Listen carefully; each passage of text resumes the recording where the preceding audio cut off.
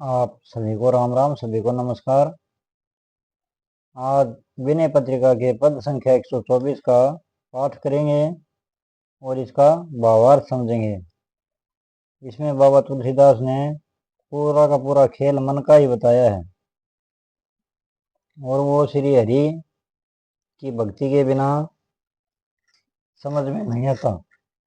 परमात्म तत्व क्या है, सत्य क्या है, ये श्री रघुनाथ की भक्ति के बिना समझ में आने वाला नहीं है। आइए श्री गुरु जी महाराज बड़े भाई जी के चरणों में ध्यान करके आज का पाठ शुरू करते हैं। जो निज मन परिहर विकारा, तो कत द्वैत जनित संसृति दुख, संशय शोक अपारा। इसका भावार्थ है, यदि हमारा मन विकारों को छोड़ दे, जो निज मन परिहर है मतलब छोड़ दे विकारों को, तो फिर द्वैत भाव से उत्पन्न संसारी दुख, भ्रम और अपार शोक क्यों हो। अपार मतलब अपार शोक क्यों हो। यह सब मन के विकारों के कारण ही तो होते हैं। शत्रु मित्र मध्यस्थ तीनी ये, मन किन है बरियाई, त्यागन गहन उपेक्षणीय ही, हाटक तरण की नाई।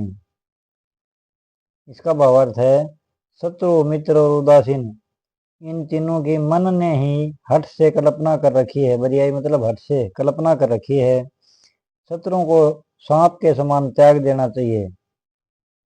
अही मतलब सांप। मित्र को सुवर्ण की तरह ग्रहण करना चाहिए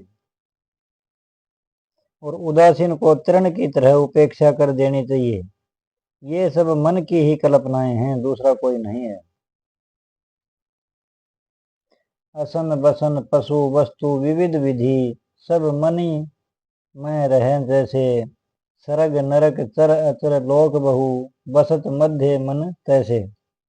जैसे बहुमूल्य मणि में भोजन वस्त्र पशु और अनेक प्रकार की चीजें रहते हैं, वैसे ही स्वर्ग नरक चर अचर और बहुत से लोग इस मन में रहते हैं। भाव यह है कि छोटी सी मणि के मोल से जो चाहे सो खाने पीने पहनने की चीजें खरीदी जा सकती हैं, वैसे ही इस मन के प्रताप से जीव स्वर्ग नरक आदि में जा सकता है।